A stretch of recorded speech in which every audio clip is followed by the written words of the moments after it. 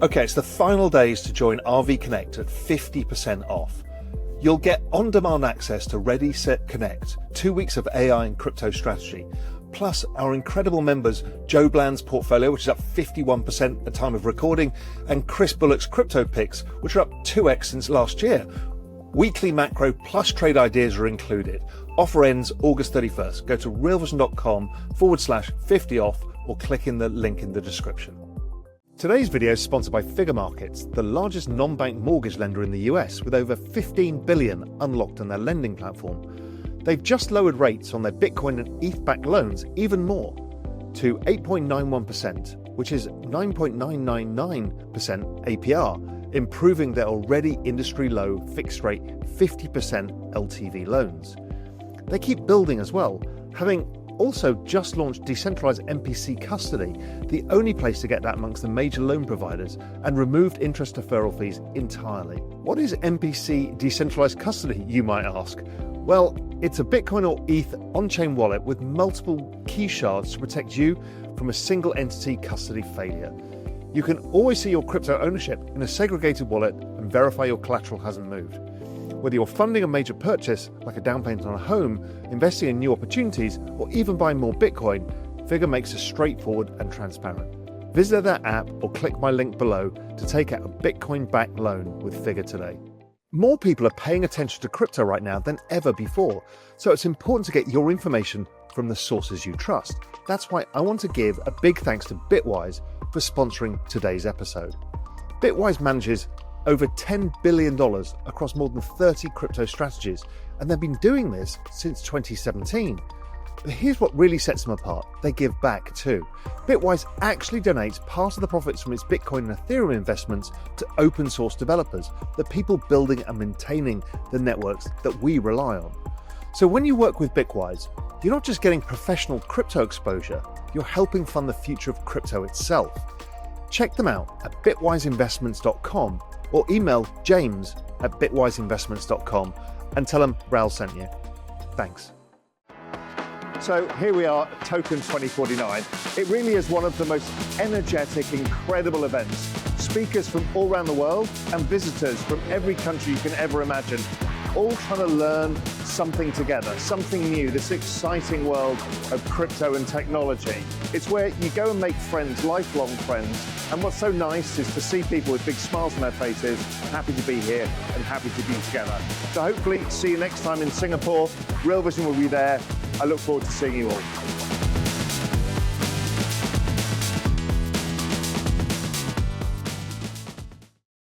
Hi, I'm Raoul Pal, and welcome to my show, The Journeyman. The Journeyman, as I think you all know by now, is me on that journey, along with you, to that nexus of understanding of macro crypto and the exponential age of technology. These are the really important things that drive our investment performance and our lives.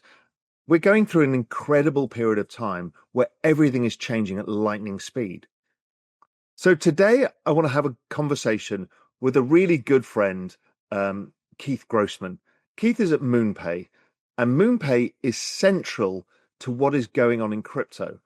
And because they're the infrastructure rails for so much, Keith has an insight for many of us about the adoption and what is happening and how regulation plays into this and how really it's going to supercharge what is going on. It kind of plays into my thesis that this cycle is potentially going to be longer because of a number of factors. I've talked about the macro reasons, how the business cycle is extended because it's been low for so long because of rates, and rates will come lower. But also it's because the sheer number of people building on these blockchain networks in the financial system itself gives it a different impetus than we've had in the past. Anyway, let's sit down with Keith and understand exactly what's going on. Join me, Raoul Pal, as I go on a journey of discovery through the macro, crypto, and exponential age landscapes. In The Journeyman, I talk to the smartest people in the world so we can all become smarter together. Keith Grossman, how the devil are you? I'm good. I'm so happy to have this conversation with you. You know, every time we chat, somebody brings up my hamburger analogy that we had years ago on Web3. But I will say, like, I love our conversation. So how have you been? I've been great, actually. And I can't believe, when was the last time we had a conversation? A year and a half ago, maybe?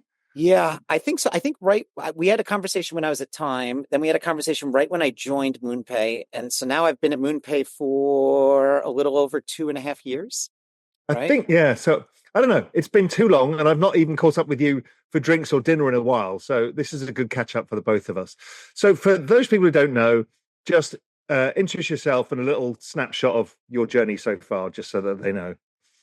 Wow, okay. You're really putting the onus on me on this one, right? Like I thought you were, To start with, I was like, geez, it's like this. So I have to talk about myself. So my name's Keith Grossman. I'm the president over at Moonpay. I've been at Moonpay for 2 years.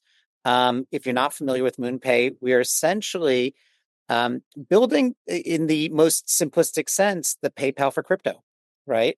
And prior to Moonpay, I was the president of Time, where many people in the crypto space know me for timepieces and bringing time into Web3. And then prior to that, I ran Bloomberg Media as the global chief revenue officer. And when I was there, we launched the crypto vertical, Secured Act Crypto, amongst many other things. And then prior to that was at Wired and Ars Technica.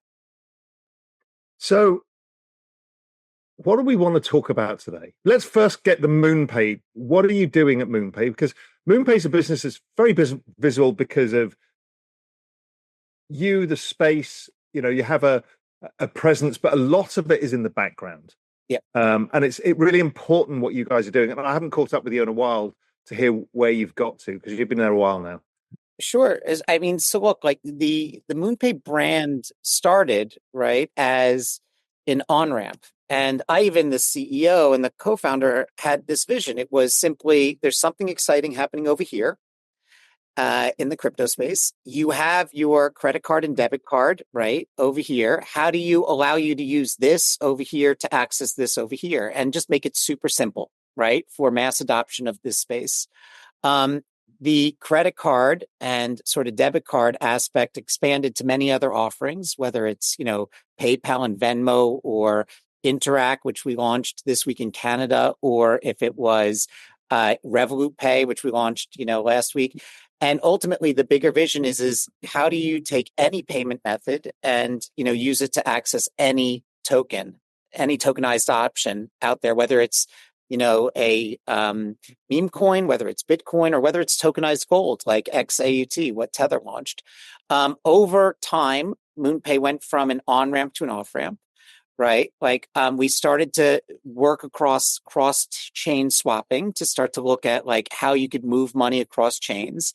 And most recently, we acquired a company called Iron, which allows us to launch virtual accounts, right? And when we launched virtual accounts, that ultimately allows us to move stable coins and manage stable coins, across the ecosystem. And that was what the Mastercard announcement was a few weeks back. So what is a virtual account? How does that plug into all of this? And the on-ramps, off-ramps make sense. But what do you mean by this? So what I mean by virtual account is, Ivan actually says this quite eloquently, which is, he thinks that the wallet is ultimately going to become the new bank account. Right. And so if it's going to become your new bank account, you need to be able to move money back and forth between sort of different areas. You need to be able to move it in and out of the ecosystem. You need to be able to have virtual IBANs, right? So that way you can ultimately be able to capture your paycheck, right? Or, have money sent to you. And so ultimately what the virtual account does is it allows you to send and receive money in the form of stablecoins. And so who is this being built for? What are the kind of partners? Is it all B2B, or is it some B2C element? How are you plugging into the whole ecosystem? Because again, everyone knows of you, but nobody sees you because you're kind of everywhere and nowhere. It's wonderful, right? And that's kind of what you want to be. That's right. You want to be sort of the invisible infrastructure. If you're not thinking about Moonpay other than the way that you think about like Verizon or AT&T, then like we're doing something right? Because it means everything's working, right? Everything's working smoothly. And so like the way to think about it is there's really two customer bases for the virtual accounts. On one end, right, you have the consumer, right? And so this is our wallet partners, right, who, we would ultimately roll virtual accounts out to. And I can publicly announce, because if you go into the Axel app today, you could play with virtual accounts. It's live. on the other end of it, there's a big PSP play, right? How do some of the biggest players move money in between each other? How can you move money on the Mastercard network, right? Which is what the announcement was, right? To any of the endpoint locations. And, on that front, that's a really big API driven solution, right? That's a institutional enterprise solution that we're into. On the B2B front, what we're able to do is we're able to build the virtual accounts into the Moonpay widget, which is just a much more easy consumer friendly sort of experience. And am I to understand it with the virtual accounts? I can basically move stable coins into my bank account and back again.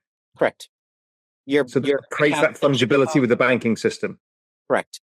And that's essentially where it's moving towards. Yeah, because that's super interesting. Because right now that's hard because you have to go to an exchange, you have to do it.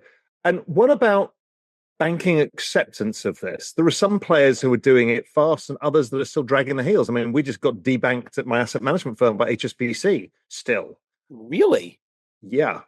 That's crazy. So I will say this is I wrote an op-ed about 2 months ago, and I published it on Bitcoin.com.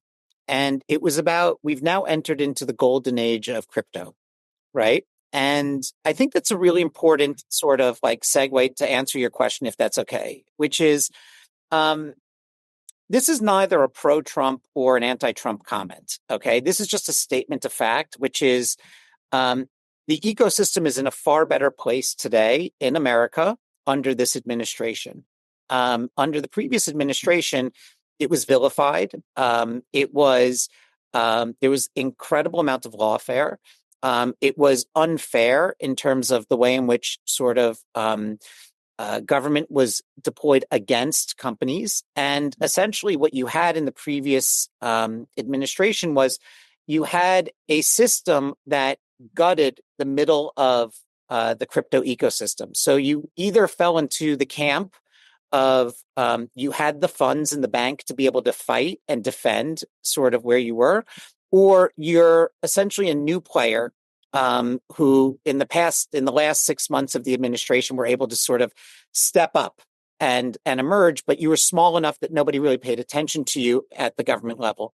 If you were a mid-level crypto player in the old administration, under the old administration, what you found was you were constantly under attack. You weren't getting sort of what you needed to be able to build and support your business. And so like the outcome of that is you have a maimed sort of like middle group, right? That has come out of this. And that maimed middle group is seeing a lot of consolidation today. And that's why you're seeing a lot of different companies acquire crypto companies today. By the way, we're in that camp too right now. We've made a lot of acquisitions, some that we've announced, some that we've not announced yet, right? And that's a really just sort of healthy evolution of this space coming out of that old administration. When you look at the new administration, and I said this publicly when Bo Hines pulled back, like here's an individual who, really walked into a job with David Sachs, and these guys didn't know what they were going to face. And they said, we're going to start to help steer and hold people's hands. And they did a phenomenal job. They've done a phenomenal job to date. Like there's no denying it. And what you're beginning to see for the first time ever is clarity in the crypto space. And this answers your question. This is the most long-winded answer ever. No, it's important because it's going to lead into more stuff. But it's super important for people to realize. Clarity usually happens in like one small specific area, right? But crypto's undergoing clarity in 4 areas right now at the exact same time. It's seeing regulatory clarity. It's seeing legislative clarity. It's seeing banking clarity, which goes to your question, and it's seeing accounting clarity. And what I mean by that is look at what's happening. For the first time ever, the SEC and the CFTC are all sort of really beginning to launch these crypto sprints, start to give definitions of what things mean, start to work together collectively to ensure that people at least know what they're building towards, right? When you get into the legislative camp, right, the U.S. passed the first ever legislation in the crypto space with the DeFi broker rule being repealed, right?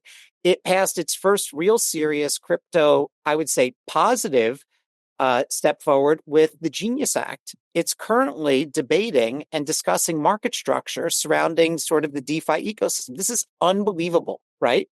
Then you get to banking. And here's a really fascinating one.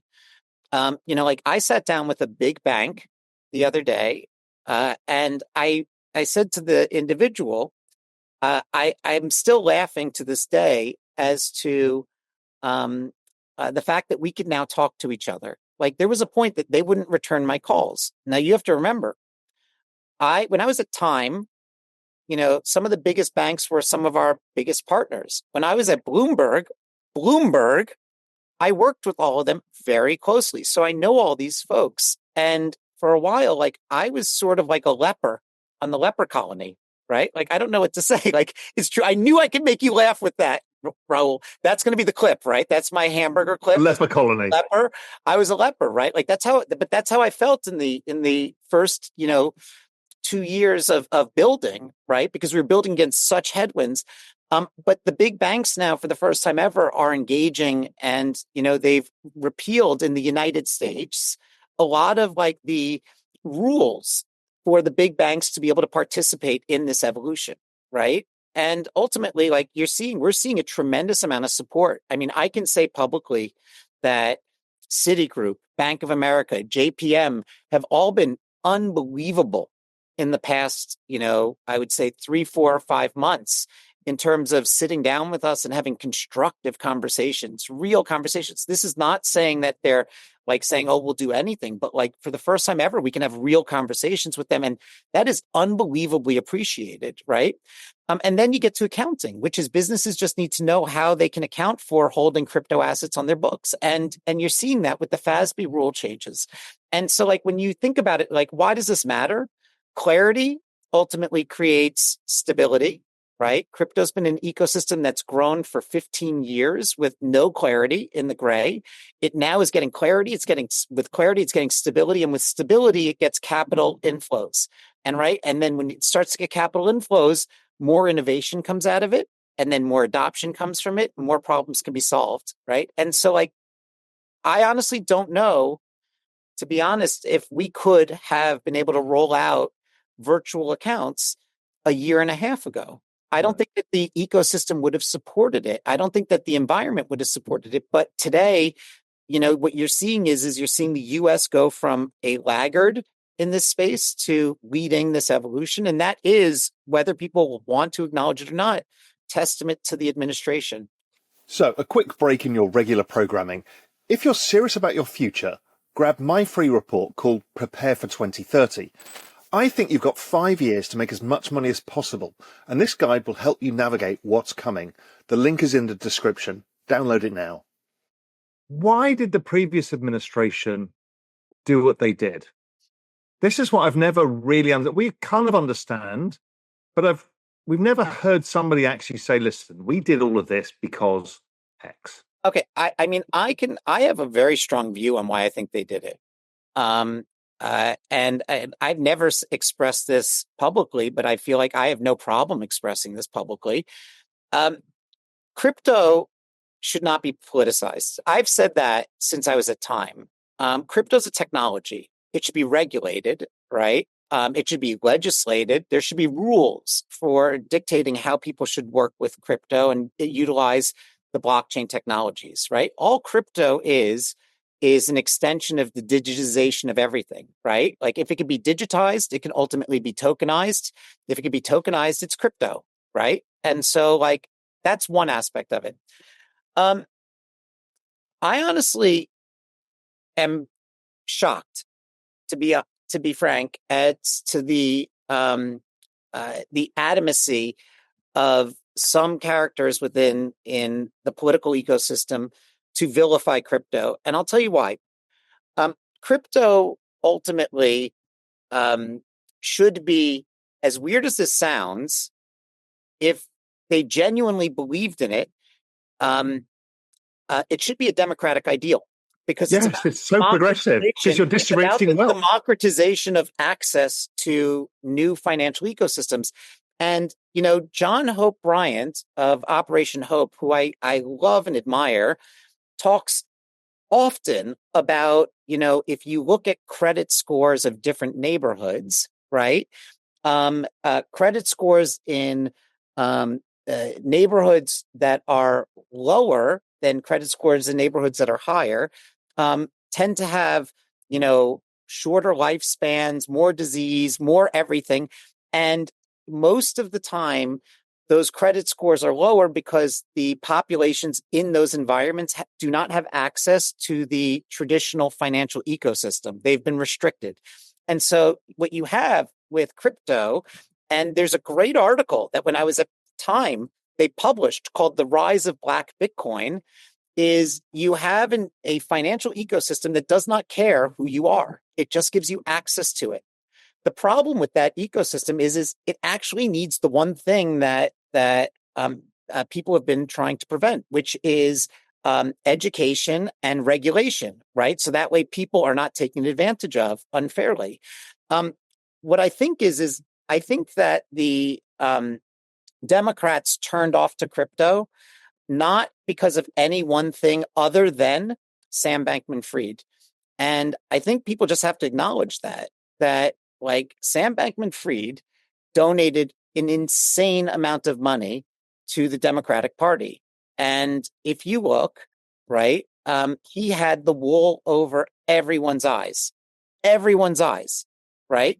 You could literally go back and search Time 100, Sam Bankman-Fried. He was on that list, right? And he was lauded for being a breath of fresh air in the crypto space. I mean, this guy was as convincing as could be. When it turned out he was running a gigantic Ponzi scheme, he ultimately put egg on everyone's face. And I think that the natural sort of path forward is to then push back as far as possible. I think some people pushed back further. And I think some people played sort of the fence. And what I mean by that is as weird as the previous administration was on crypto policy, and I apologize for the long soliloquy, Raoul, but I feel very strong. And as awful as Gary Gensler was as the SEC chairman, which I have no problem sort of saying today, Gensler was the deciding vote to pass the Bitcoin ETF. And let's not kid ourselves, had that vote not taken place, that actually was like the first moment in which the larger financial ecosystem began to actually pay attention to the crypto ecosystem and say, we could absorb you in, because what is the ETF? It's just a vehicle that allows TradFi to absorb this new asset class, right? And so like there's so much complexity in it. But the one thing that was, I think, the biggest giant mistake, and I've been very public about this, has been, Elizabeth Warren's anti-crypto army ad. And the reason is there's no such thing as an anti-crypto army. Nobody wakes up every morning and says, you know what I want to do is I want to stand against crypto. But there are a ton of people, you, me, really smart people, 10 times smarter than us, that wake up every morning and say, this is a really cool technology that removes intermediaries, makes the world more efficient, makes the world faster. And I want to build on this new technology, right? And what the miscalculation there is that crypto is a wonderfully mismarketed ecosystem, right? Like you're called a G-Gen, I'm called a D-Gen. Some of these D-Gens that I've met are some of the smartest D-Gens on the planet, right? But like the idea of how the media covers crypto is completely off. And so she miscalculated and thought that like this could be a rallying cry to get people to move against. Okay, but that's the next question: is what the fuck is going on with the Financial Times, the Economist, the New York Times? What? Why? The Financial Times is just embarrassing at this point in the anti-crypto crusade. I understand they have a stake in the old legacy world, but I mean the vitriol over the years. No. Since it came out, I've been collecting articles by the Financial Times about it's a Ponzi scheme, but it's up 43 million%. No. So like, first off, you should be thrilled. You should be the happiest person in the world First off, Raul, I consider you one of the smartest people in the ecosystem. You know I hold you in the highest regards.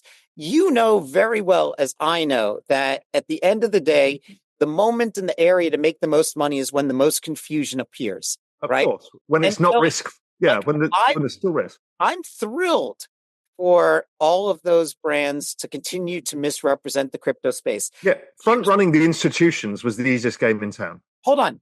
Here's why they're misrepresenting it. It's really simple.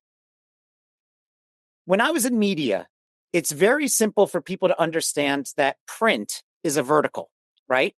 You're either a magazine or a newspaper or you're not. Linear television is a vertical. You're either linear television or you're not. Radio is a vertical. Terrestrial radio, you're either terrestrial radio or you're not. Digital is a horizontal. Anything that can be digitized is digitized. So you could have digital audio, you could have digital text, you could have digital video. You could also share it. You could also interact with it differently. You could target it differently. So digital as a horizontal is a much more complex sort of ecosystem than a vertical ecosystem, print or radio or television. Okay. Tokenization, which is all crypto is an extension of digitization. And so the problem is that tokenization or crypto is treated by the media as if it is a vertical when it is actually a horizontal. This is why the media constantly makes a mistake on how to report on it, right? Because what the media says is it says, there's no useful USP for crypto except for Ponzi schemes or gambling. And so they're not wrong, but they're not right either, right? They're applying a vertical application or USP to the entire ecosystem. And so instead of thinking of crypto as a vertical, what I would argue is think about crypto as a horizontal. And in that horizontal, Bitcoin is its own vertical. It is, right? Yes, And it's just like calling the internet a vertical. It's not. It's 100 exactly my point. So Bitcoin's its own vertical. The ETFs are their own vertical. DeFi applications are their own vertical. Stable coins are their own vertical. Meme coins are their own vertical. Guess what? Meme coins serve a purpose that are completely different than stable coins. But the way that the media likes to capture it is Bitcoin and Fartcoin, right? And that's the reality because they're so sexy to capture, but they misrepresent the entirety of the ecosystem. But the journalists are not stupid. No. So they're doing it purposefully, Keith. I don't not agree because with that. they're confused. I don't believe it. I do not believe I actually don't agree with you. I don't think that there's a deliberate, I think that there is a deliberate intent not to want to understand, right? Like people have their blinders on, but I don't think that the Financial Times, for instance, says this new ecosystem is disrupting our old ecosystem, so we have to write negative articles. I just don't think that that's happening. Just working with. There is an editorial process, right? You know that. Yes. So somebody editorially speaking, there's usually a young kid in every organization who says crypto, crypto, crypto, crypto until everybody gives up and says, well, look at it, right? So somebody must be doing that, the FT and the Economist, and yet somebody is saying, no, it's not going to happen. I think that it depends on all of the institutions, right? In a lot of institutions, a lot of journalists have the freedom to write articles as they see fit. It really comes down to where it's published, how big the article is, and what the intent of the article is. And so it's a lot of the articles that come out that are negative about crypto, in my mind, are what I call jab articles, not full swing articles. A full swing article requires more editorial involvement from the top and more editors, whereas a lot of the jab articles are just pieces that somebody would write based on a whim, or their feeling to publish on a given day. Is it the Peter Schiff approach that if I'm just negative, I get more attention? So it gives them a space to get attention in a growing space. I find it really interesting. With the exception of the New York mayoral sort of situation, my view on public postings are always to be positive, right? Because it's really easy to garner attention on negativity. I have very little time or patience for people who only write negative articles. What I don't get about Peter Schiff is, he seems like a very smart guy, and I've never met him before. But like the world is not black and white. Like there's room for gold ownership and Bitcoin ownership. And so and by the way, there's room for tokenized gold ownership, Bitcoin ownership, physical gold ownership if you want it. ETF ownership. Yeah, it's all Like that. it doesn't make a difference. Like it's not as if you have to put all of your assets in one class. And by the way, you shouldn't be putting all of your sort of like assets in one bucket. But I think that people sometimes dig their heels in, and it's hard to undo people's perspectives. Like when I'll never forget when I took time into Web3, right? A lot of people called me up and were like, "What the heck is wrong with you?" Right? When the article came out, in Yahoo back in, I think it was like March of 2021, and when the article came out that we made as much money as we made, a lot of people changed their mind and were like, "Oh my God, this is a real business that you can actually launch." At the same time, it wasn't until we did Artists for Peace and we started to use crypto to start to show that it can be used for good efforts that people started to really change their tone. And, like one of the things that I feel has always changed people's perspective is when you could show that the crypto community is actually providing good to the world. And is not just a financial tool or an efficiency play. And that's hard because it really is an efficiency play and a financial tool. And so I try to apply it wherever I can, which includes like my initiatives with New York Cares. And you're going to see a big one come out, in a few weeks for Stand With Students, where with everything that's going on in New York, I went to a bunch of these New York based companies. And I said to them, look, like I sit on the board of New York Cares, the largest volunteer network, in the city. I oversee and chair Stand With Students, which I've done for the past 5 years, which helps the Title I schools, right? And what I'd really love to do is I love to show that the crypto community cares about people other than themselves and the community and crypto technologies. So I'd love for you to participate in this, right? And like the overwhelming response has been incredible. Everyone from the Solana Foundation to Ripple to Dapper Labs to Exodus to, Broadlight to FalconX, and I can continue to name on and on and on, have stepped up and said, we want to participate and have donated. Right. And, Cake Wallet was another great one where it's like people you wouldn't even expect, but are building a business in New York are saying, we want to stand up to help this New York environment when there's a little chaos. And we know that New York is trying to do good for the crypto ecosystem too. I think that helps people wrap their head around crypto and starts to sort of nullify this. I don't know. The FT will say crypto bros try and bribe the city by, what that's all. Anyway, it's just a very frustrating thing. And again, as you say, once social consensus is fully behind something, the opportunity has actually been captured already. Yeah, look, I will say it's really hard for me to feel like I'm comfortable being called a bro.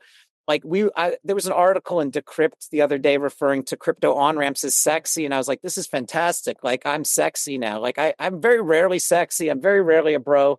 I just want to build, right? Like I like this, right? At the end of the day, the world is just getting faster, more efficient, cheaper. Like we're seeing that AI is accelerating things, ML is accelerating things. And guess what? The only technology that can keep up with those accelerations are blockchain technologies, right? And so it's all the same sort of trend line that's taking place. And I'm just having fun building with it. And I think you are too. So I've been writing down questions as we go because there's just bits I want to talk to you about. One of the issues that's not solved in the whole stack that you're doing that I uniquely see where I am in the Cayman Islands is our banks hate anything to do with crypto. And it's not because I have a political opinion, it's because of FATCA. It's all of the US KYC rules means that they're terrified of accepting money that they can't KYC properly. Meanwhile, in Switzerland, I have a relationship with Signum Bank, and Signum's fantastic, but they do on-chain KYC. So they can check, it's just a new way of doing it. We need KYC, the on-chain KYC, to get acceptance into the banking system for international. The US, they can do whatever they want, but for international payments, because of US rulings, it's actually really hard. Yeah, what I would say is about 2.5 years ago, we made a real bet as Moonpay on what's the future of this ecosystem. And we had a very, very serious, like most new evolutions start with from purely libertarian principles, right? Like this will replace that. And most mass adoption occurs through convenience and through it's more messy, right? One of the bets that we made, and I think was really important to our maturation as a company, was we bet that for crypto to truly evolve, it would have to evolve in sync with the global financial ecosystem. And what that means ultimately is that licenses and the money transmitter licenses being MiCA compliant, being FinProm compliant, um, like making sure your KYC and AML is like as pure as possible and as clean as possible was unbelievably important, right? And that's what like set us into our journey to make sure that we have what's the equivalent of the golden stack in the United States with all 47 MTLs. You don't need all 50 because there's 3 states that like allow for it to work. But like getting the New York license and money transmitter license a few weeks ago, all really important. Being MiCA compliant, we were the first company to be MiCA compliant. We were FinProm compliant in the UK. Um, like that is going to be where the rubber hits the road, is what you said, which is how money enters into the ecosystem and how money exits the ecosystem. Because particularly the EU, the UK, and the offshore jurisdictions are terrified of the US regulations, and so they just reject everything. That's half the reason the UK banks won't take crypto. Is this? Yeah, and I think it's a maturation globally of like making sure everyone comes online. Like the one thing that I feel good about is whether you agree with, US policy or European policy or UK policy. The one thing I'm thankful for is at least policies being established so we understand like what the rules of the road are. Um, I will say that the way that the US tends to operate from a regulatory perspective and the way that the Europe tends to operate is completely different, right? The US tends to say we're going to allow you to experiment and innovate in chaos until we tell you what the rules are. And the Europe tends to say we're going to give you this box and you have to innovate within this box. Right? And then maybe we'll change the rules to accommodate where the innovation goes after the fact, right? And so there's this point where both have to meet in the middle somewhere, and that just sort of takes time. And we saw that also with like the internet. We saw that, Europe was far ahead of the US when it came to GDPR, right? And like the US will catch up with that, right? Because we started to see it with CCPA and some other regulations around privacy over time in traditional media. Um, if you go back, if you step back and see what is happening, it is. We always said, and I've said for the last 2 cycles, 3 cycles, that we can front run the institutions, and here the institutions are, right. So we've been able to get to the front run, and they're still coming in slowly. So it's still that opportunity for every man is there to front run the wall of money from Wall Street. But there's a school of thought, particularly around the early libertarian Genesis people. They're like, oh my God, Wall Street's co-opting our technology and they're taking it and turning it into equity and all of this kind of stuff. My view on this is yes, but it's a Trojan horse because we're actually accelerating this parallel financial system. How do you think about it? Because I can see people getting salty about it now. Yeah. So I feel like I have like an unpopular opinion on mass adoption, which is um, what people philosophically believe and what people physically do, like, or what people actually do, are tend to be two totally different things. Like the best example I could give you is if I asked you philosophically, do you believe in data privacy? You would say to me, Yes. awesome. And then if I said to you, no cheating on your phone, do you have And I'd say I have no idea what Facebook, WhatsApp, or Instagram? And you would say, yes. right. And then if I would say, great, do you trust Meta with your data, you would say, No. okay.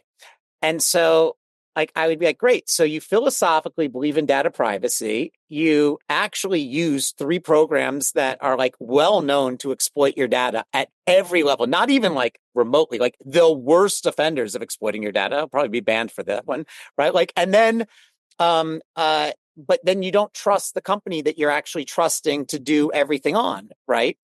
And I would say the reason is people default towards convenience, right? Ultimately. And that's what happens in every type of evolution. Now, the one thing that's really interesting about this one for the financial ecosystem is this one's going to actually be incredibly disruptive to the financial ecosystem, like the tokenization aspect of it.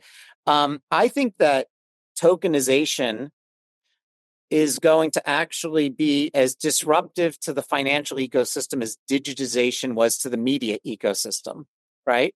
What do you mean? And what I mean by that is there's this great quote by Jeff Zucker about how when he was at CNN, he never wanted to accept uh, digital dimes for analog dollars, I think it was, right? And because the CPMs were incredibly cheaper.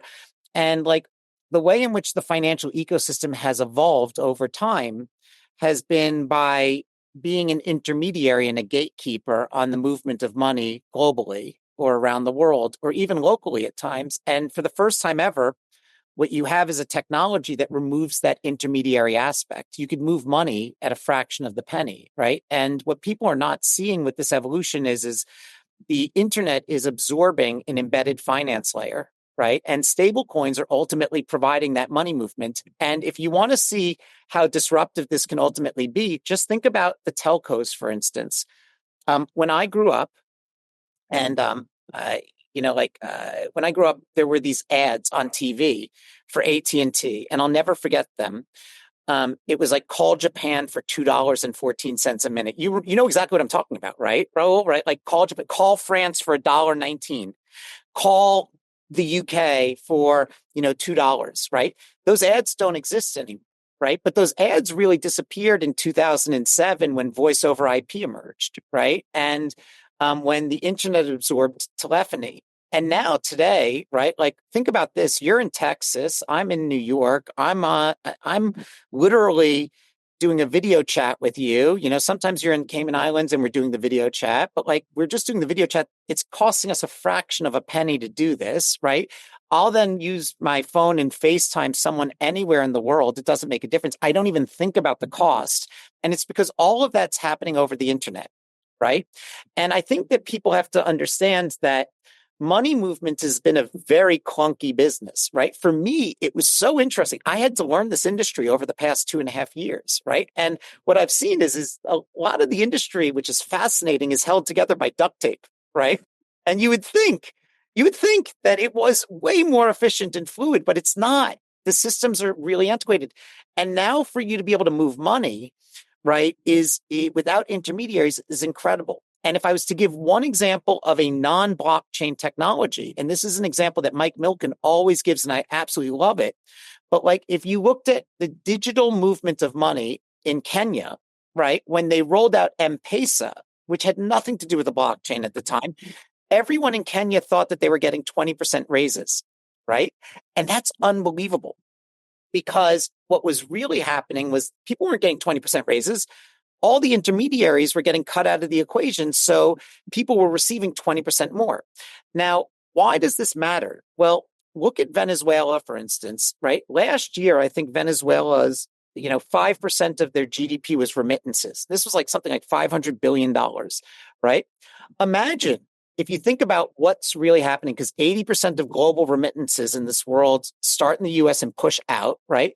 If you think about all the fees that go on all of those monies, right? That's 7 to 13% is going. So for every $100, we're going to say $93 to $87 makes it to the person on the other end, right? And the inconvenience factor, that other person has to go to a physical store. They have to prove them who they are. They have to do this, they have to do that. Now you could move money and 100%, 99.99999% can make it to the other person.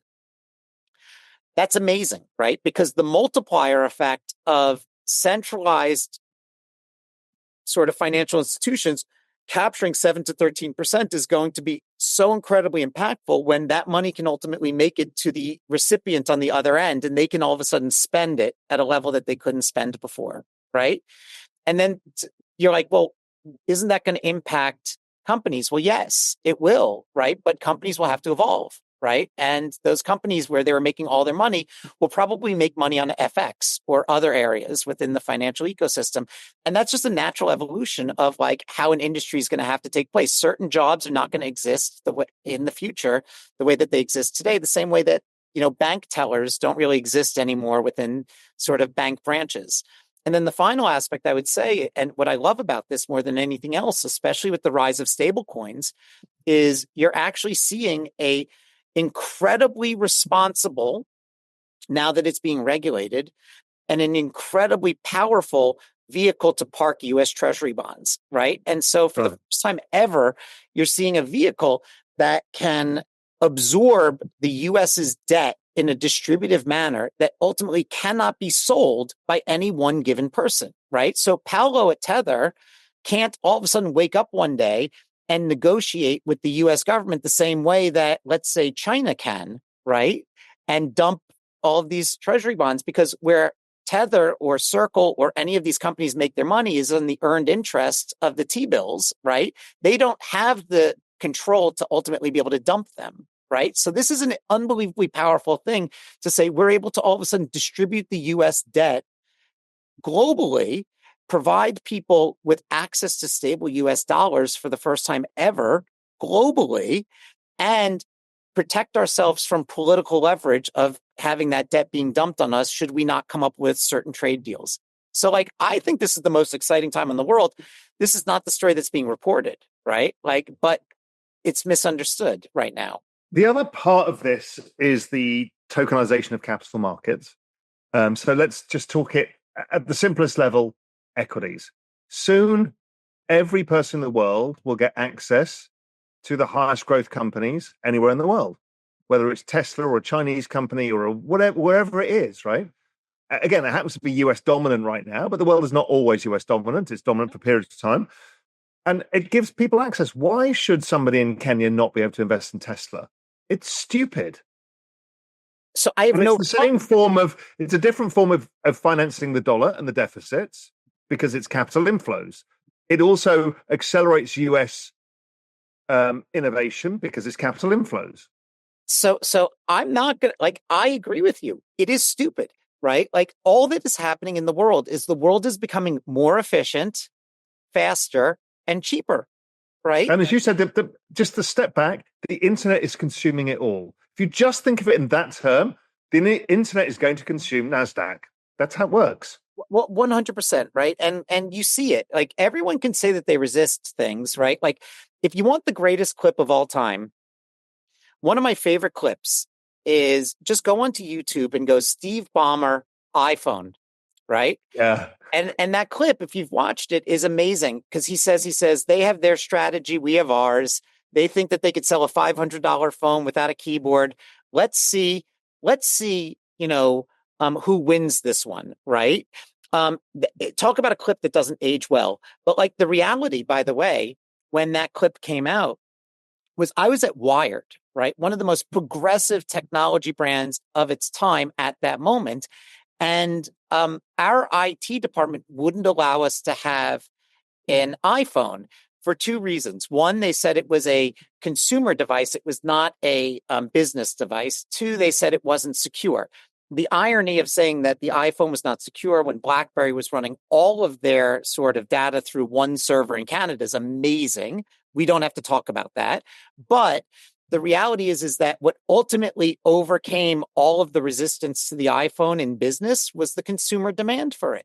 And so if all of a sudden consumers start to see over and over and over again that they have access to tokenized assets that, that they could get in the United States, here, there, or whatnot, they're going to start to go towards that.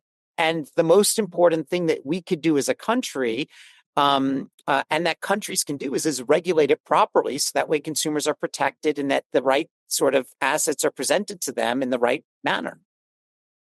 There's another thesis that I've got on all of this is that crypto users are young, they're incredible risk takers, i.e., they have a huge appetite for risk, preposterous appetite to risk.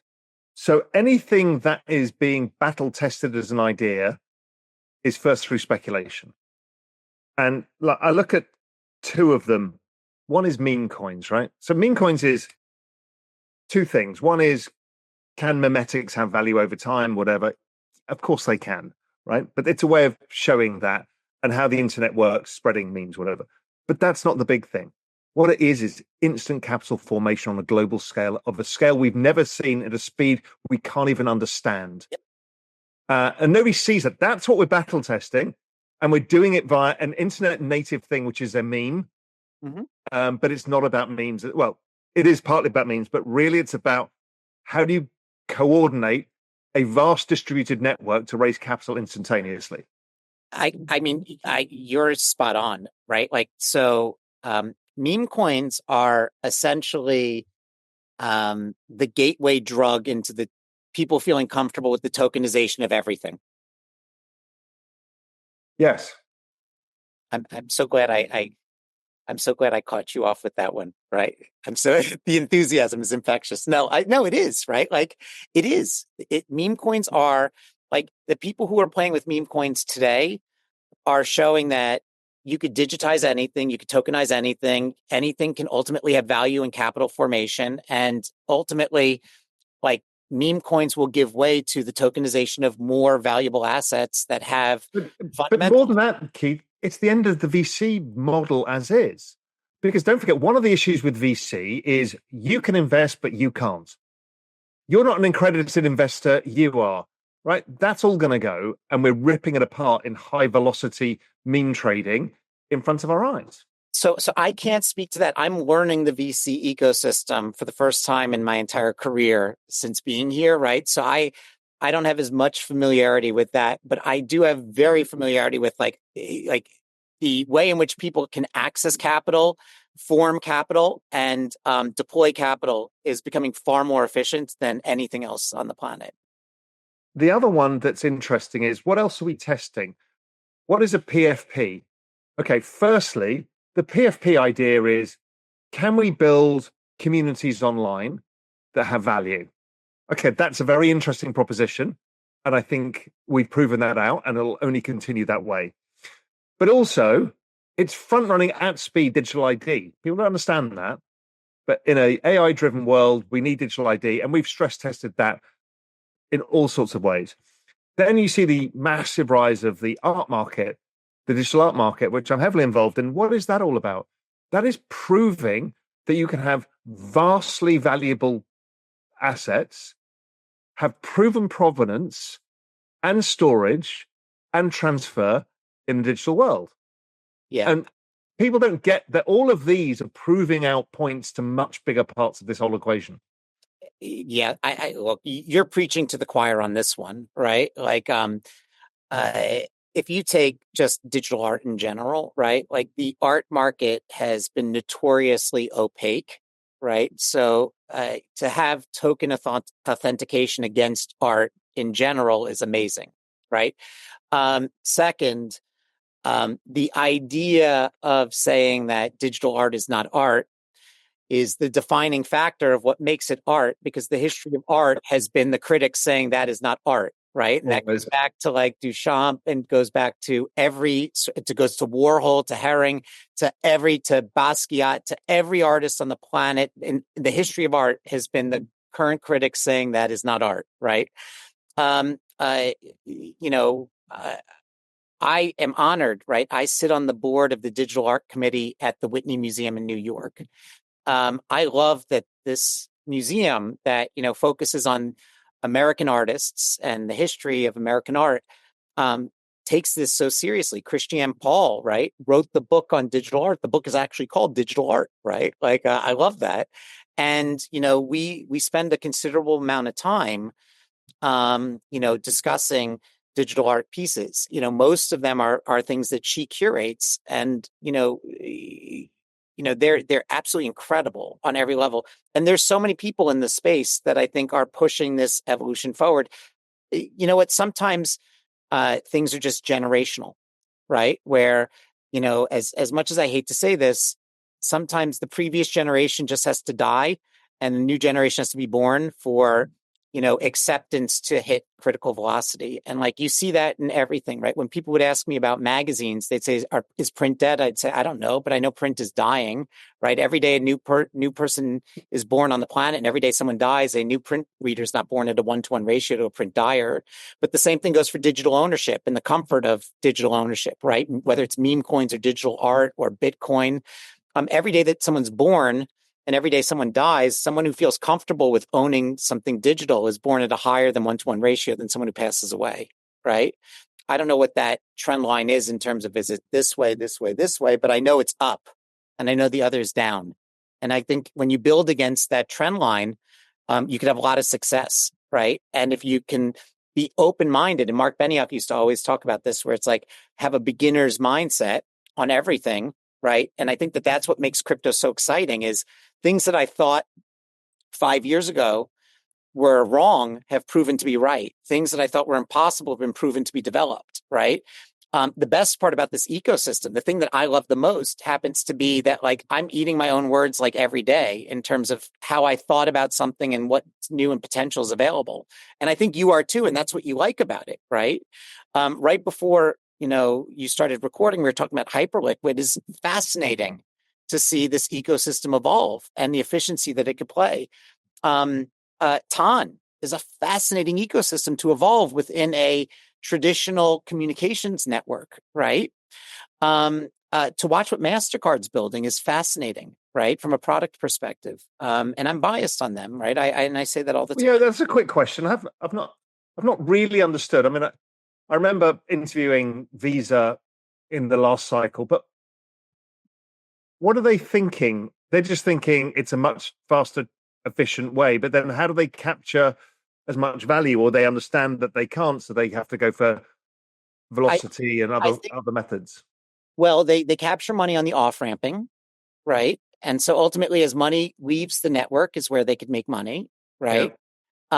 And so like there's a recognition that the network is going to become increasingly fast and more efficient, right? And so maybe there's new areas for them to make money, right? And ultimately, if you read the book The Founders, right, and I think that this is really interesting, um, like and The Founders is about PayPal, right? Like PayPal grew up and Mastercard and Visa kind of ignored them at first, right? And then it emerged, and PayPal exists today very successfully, but it didn't replace Mastercard and Visa. Like Mastercard and Visa are very strongly rooted foundational elements of the global financial ecosystem.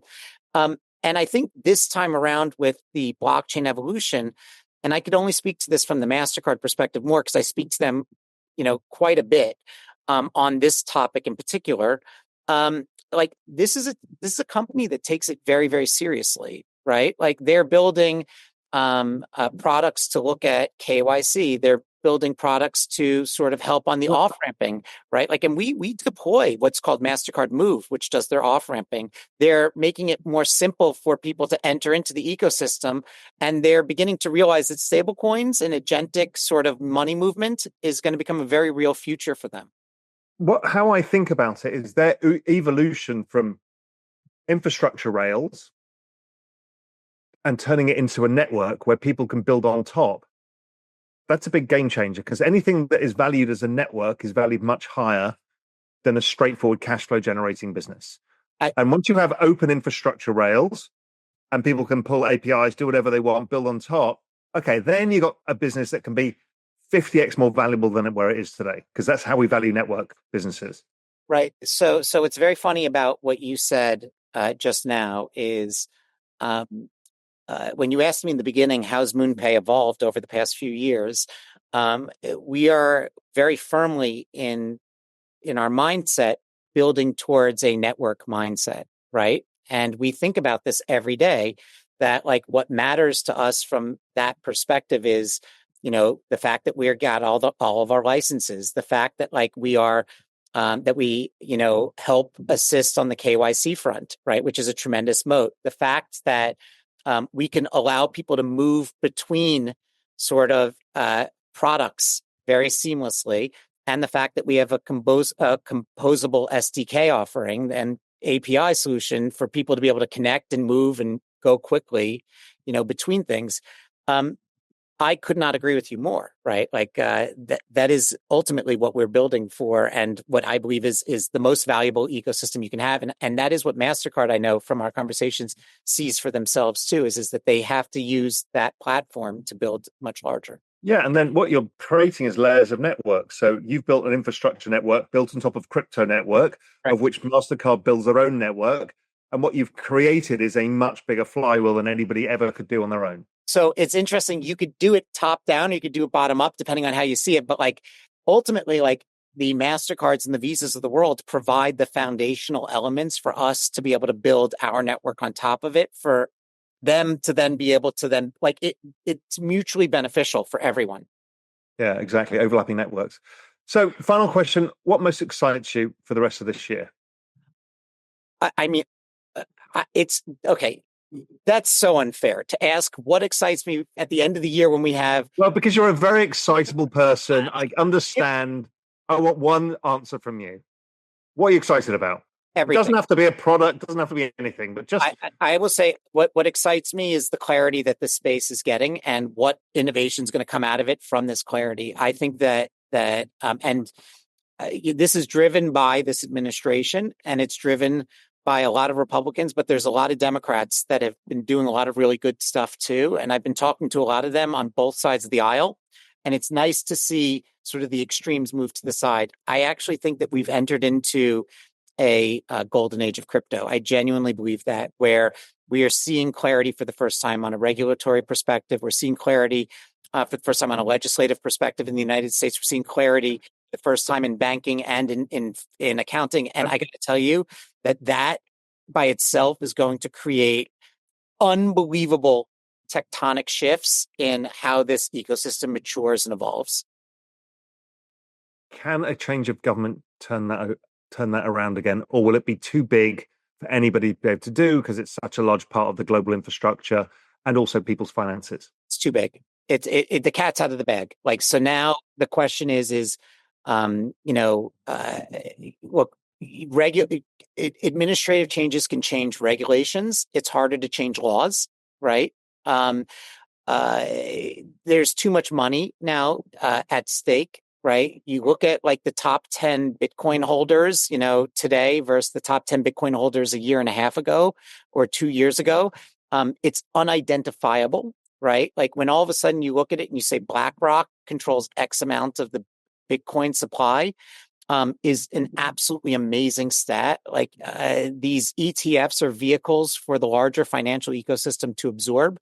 And I think that regardless of how infuriated you get by journalists writing about the ecosystem, and I think some journalists are beginning to come along and come around to them to see that there is positive in this ecosystem.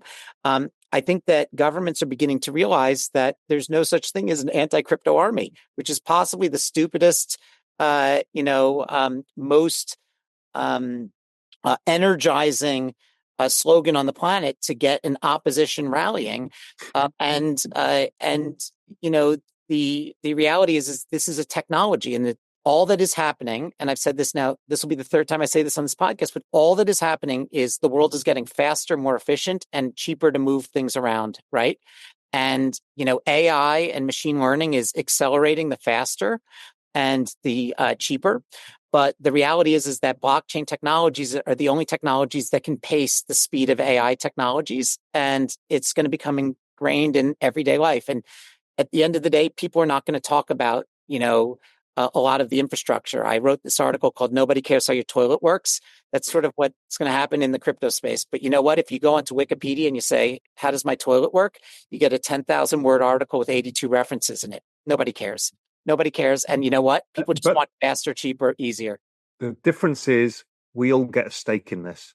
You just have to buy a token of the underlying decentralized infrastructure rails, and we can all participate. We did not in the internet, and here we get a second do-over, and the whole of humanity can get involved. There's 600 million active wallets. There's 600 million participating in this. I couldn't agree with you more. I think that this is the most misunderstood aspect of the whole entire thing. Like if I was to rebuild Uber today in a tokenized world, I could build Uber in a manner that benefits all the drivers. In the pre-tokenized world, I could tell you right now that Uber is going to end in a manner that does not benefit the drivers, right? Like the drivers are the biggest cost center for Uber today. They are going to 100% move towards a Waymo model, right? You could see that the drivers are ultimately what is driving all of the AI gathering for Uber. In a tokenized world, the drivers would have an ownership stake in the network that they're building, right? Like people do not understand that this evolution will actually benefit the masses more than hurt the masses. And will some people benefit more than others? Yes, but that happens in any moment of change, right? But like in the grand scheme of things, the US debt is in a better spot today from where treasuries can be parked. Humanity's in a better spot in terms of more people gaining access to the money that should be owed to them versus intermediaries, and more people will ultimately be able to gain access to real valuable assets that they never had access to before. That is what the larger sort of aspect is happening with the tokenization of the world. And that's what gets me so excited on every level. My final thing on this is, by my work, we're a $4 trillion economy today in crypto. If we extrapolate trend rate of growth and assume the network growth slows over time, I think we get to 100 trillion by 2032, 2034. 100 trillion. That means there's 96 trillion of wealth that's going to get created. So halve me, and I say this all the time for being an utter moron, $46 trillion of wealth is about to be created. It's the largest wealth generation event in all human history. It's fractionalizable to a rice worker in the Philippines as it is to somebody in Fifth Avenue. It is an unbelievable opportunity. And to go back to it, you're front running the institutions and you get to do all of this. Listen, I could not agree with you more. And, when it comes to macro financial analysis, you are the king. And I would never question your work on this one. You can call me a moron. You have many times. But here's the thing. I've actually never called you a moron, right? Like, and I never will call you a moron. But what I will say, and I think this is super important, is this is really a misunderstood evolution. It will continue to be for quite some time, but this is bigger than social. This is bigger than mobile. It's the internet being redone for all of us to participate. The internet is absorbing value and the movement of value in a way that is never had before. And that is the most simplistic way to look at it. And if journalists want to fixate on Fartcoin, that's fine. It's just a small segment of it. Like you're missing what stablecoins are really doing. You're missing what Bitcoin's real purpose is. You're missing what these DeFi protocols are actually delivering on. And that's fine. Focus on Fartcoin. That it does not matter to me, right? Like all I could continue to do with the team at Moonpay is build against the trend line that you and I are talking against. And that's why I'm absolutely so incredibly bullish and excited over this next year. And so it's such a hard question to ask me because I wake up every day and I'm so pumped to just go to work and build. I love it, Keith. Keith Grossman, thank you very much. Always a delight to talk to. Love it, always. It's always a pleasure, Raoul. Thank you for having me on, and thank you for the great work you guys over at Real Vision do. And I'll see you for a dinner and a glass of wine sometime somewhere soon. You better. I want to see you in New York. I love seeing you when I see you. So anyway, Perfect. Thank you so much. This is wonderful. As ever, fabulous conversation with Keith. Always fun, always fascinating. He's super smart, super interesting. And really, we're privileged to get these kind of insights into what is really happening. How is adoption playing out, not just now at retail level, but within the entire financial system itself, and how the internet is consuming money. And that's a really profound concept that you all need to understand that Keith brought to us today. Anyway, let's see how this all plays out, and I'll see you next time. So here we are at Token 2049. It really is one of the most energetic, incredible events.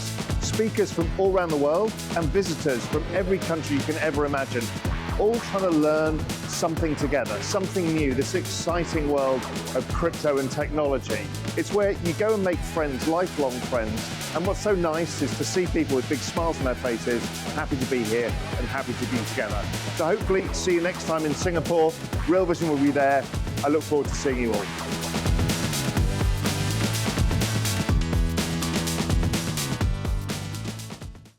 So you obviously like this video enough that you've got to the end. That's quite a big task. But listen, do me a favor, hit the like and subscribe button, and also check out what video's next, because I think you'll love it. But if you want even more, and when I'm talking more, I'm talking about member-generated ideas, incredible alpha, research, everything there to help you in your journey, just head to realvision.com/join for the best financial intelligence out there and the pure alpha that's within the platform.